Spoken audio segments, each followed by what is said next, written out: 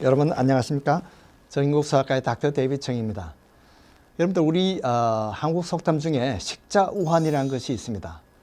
뭔가 아는 것이 힘이라는 서양 속담과 달리 옛날 사람들은 이 아는 것이 오히려 병이라는 그런 아는 것이 오히려 더 근심 걱정을 많게 한다는 그런 옛날 이 참 속담이 있는데 의학에도 이것이 적용할 수가 있습니다. 그래서 우리가 이 병을 잘 알고 예방을 하면 우리에게 큰 복이 됩니다. 또 우리가 병에 대해서 잘 모르기 때문에 우리가 의사를 잘 만나서 이 병에 대해서 잘 아는 의사를 만나서 그 의사의 지시에 따라서 병을 예방하거나 또 치료할 수 있으면 우리에게 건강의 복을 잘 유지할 수가 있습니다. 그런데 문제는 잘 모르면서 아는 체 하면 오히려 병이 된다는 것이죠. 즉 식자우환이 되는 것입니다. 요즘은 여러분들이 그 구글 두드리면요, 웬만한 병이 다 그게 나와 있어요. 그런데 거기에 인터넷에 나오는 그런 의학을 그대로 다 믿으면 안 됩니다. 그 중에는 의학이 아니고 실제는 그 글을 쓴 사람들이 보면 자기의 경험담을 이야기한 경우가 있습니다. 그런 경우에는 100명 중에 한두 명의 그 소견을 모아가지고 그렇게 자기가 다 아는 것처럼 이렇게 떠벌리는 그런 사람도 있습니다. 물론 그런 일이 신기하니까 그렇게 해서 인터넷에도 뜨고 인기가 있겠지만은 인터넷에 인기가 있다고 해서 그것이 다 진리는 아니라는 뜻이죠. 그래서 어떻게 희귀하게 병이 나았다고 해서 그 방법을 다 따르다 보면 오히려 99%그 병을 그 방법을 따르는 사람들에게 손해를 끼치는 수가 있다는 것이죠. 그래서 그 글을 쓴 사람이 메디컬 닥터인지 의사가 썼는지 아니면 그냥 수필가가 썼는지 아니면 그냥 병을 앓은 사람의 사돈의 팔촌이 자기 경험담을 쓰는 것인지 이것을 확실하게 구분해야 됩니다. 그래서 전문가가 했다면 신빙성이 좀 있죠. 그러나 전문가가 아니고 일반 사람들이 쓴 것은 우리가 자기 주치의에게 상의를 해서 이것을 확인하는 것이 좋습니다. 그래서 보통 이제 애기 엄마들이 자기 경험담을 이렇게 인터넷에 나누는 경우가 많이 있습니다. 그런데 그것을 나누다가 보면 이 의사 말보다도 자기 그 환자들의 말을 서로 더 신뢰하는 그런 경우가 많이 생깁니다. 그렇게 해서 화근이 생기고요. 의사의 말을 안 듣다가 나중에 문제가 된 경우가 있습니다. 이 대표적인 예로 자폐증을 들 수가 있는데요. 이 자폐증은 영어로 오티즘이라고 합니다. 이 자폐증의 원인은 아직도 사실은 의학계에서 확실하게 알려진 것이 없습니다. 그런데 한때 이 자폐증을 아는 사람들, 엄마들끼리 서로 이렇게 이 정보를 교환하다가 우리 아이가 홍역 접종을 맞고 난 다음에 자폐증이 생겼다. 그것이 이제 보통 15개월, 18개월 또는 20개월 그때 이제 자폐증이 처음 이제 드러나기 시작한 나이기 때문에 이 홍역을 자폐증의 주범으로 몰고 그렇게 자기들끼리 정보를 나누다 보니까 이제는 의학학회에서 자폐증하고 홍역하고는 예방접종하고는 아무 상관이 없다 해도 지금 믿지는 않습니다. 그래서 이 참 자라보고 놀란 가슴 소뚜껑 보고 놀란다 그러듯이 첫째 아이가 이 자폐증이 걸리고 나니까 둘째 아이들, 셋째 아이들 다 모두 홍역 예방접종을 안 하려고 합니다. 이런 것이 바로 이 참 식자우환인데 이런 것은 이 전문가의 의견을 따라야 됩니다. 이 홍역을 만약에 이 접종을 기피하면 그 위험이 더 큽니다. 자폐증보다도 더 위험하고 사망의 위험이 있습니다. 또 뇌염에 걸려서 나중에는 지능장애로 이 참 자폐증보다도 더 무서운 그런 병이 될 수가 있습니다. 홍역 이 합병증 중에는 중이염도 있고요. 그래서 청각장애가 오는 경우가 있습니다. 그러면 평생 벙어리로 사는 것이죠.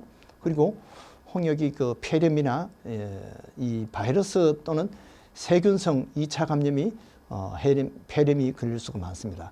그래서 1920년도에 홍역 예방접종이 나기 전에는 그때는 홍역으로 이 폐렴 걸려서 죽는 사람들이 약 30%나 됐습니다. 그리고 이 홍역이 각막 손상으로 시력 장애가 오는 사람, 또 평생 장님으로 되는 그런 경우도 있습니다. 그래서 이 자폐증하고 홍역 예방 접종은 아무 상관이 없습니다. 그렇기 때문에 이 홍역을 예방하기 위해서 반드시 예방 접종을 맞아야 됩니다. 그런데 이것을 자꾸 피하다 보니까 요즘 또 홍역이 지금 많이 자꾸 이렇게 빈도가 많아지고 유행하는 그런 기미를 보이고 있습니다. 아직 여러분들 자녀 중에, 손자 중에 이 홍역 예방 접종을 안 맞았으면 자폐증 걱정하지 마시고 빨리 맞히시기 바랍니다. 그리고 이 독감에 대한 또 오해가 있습니다. 임신 때 우리가 약을 조심하라는 그런 상식을 우리가 다 알고 있는데요. 그것 때문에 독감 접종을 기피하는데요. 사실은 이 임신 중에는 초기에 맞아도 되고 중기에 말기에 언제든지 반드시 이 독감 접종을 해야 됩니다. 이 독감 접종을 하지 않으면 임산부도 위험하고 아기에게도 위험합니다. 혹시 이제 어떤 사람은 계란 알러지가 있어서 안 맞는다고 하는 사람도 있는데 이것은 이 아나필락시라고 완전히 계란 때문에 쇼크에 빠져서 그런 부작용이 있은 경우 아니면 이 계란 알러지가 있어도 독감을 맞아도 됩니다. 그리고 혹시 이제 수은 중독이 되지 않을까 이렇게 걱정하는데 실제 독감에 있는 수은은 아주 미량이기 때문에 아무 문제가 없습니다. 신장에 아무 장애를 주지 않습니다. 그런데도 어떤 사람들이 인터넷에서 이 수은이 독감에 들어있더라 이렇게 하니까 모두 다 수은 중독 그게 겁이 나서 독감을 안 맞는 경우 많은데 실제는 독감 때문에 1년에 수만 명씩 미국에서 4만 명씩 죽어요. 그러니까 요즘은 또 이 수은이 전혀 들지 않는 mercury free 예방 접종이 많이 있습니다. 그래서 또 어떤 사람은 독감 주사를 맞고 독감이 걸렸더라. 이것도 다 엉터리입니다. 사실은 이 독감 주사를 맞고 면역이 생기는데 약 2주간 걸립니다. 2주 이내에는 독감이 오면 예방이 되지 않습니다. 그래서 독감 주사를 일찍 맞지 않으면 이런 풍설에 휘말리기 쉽습니다.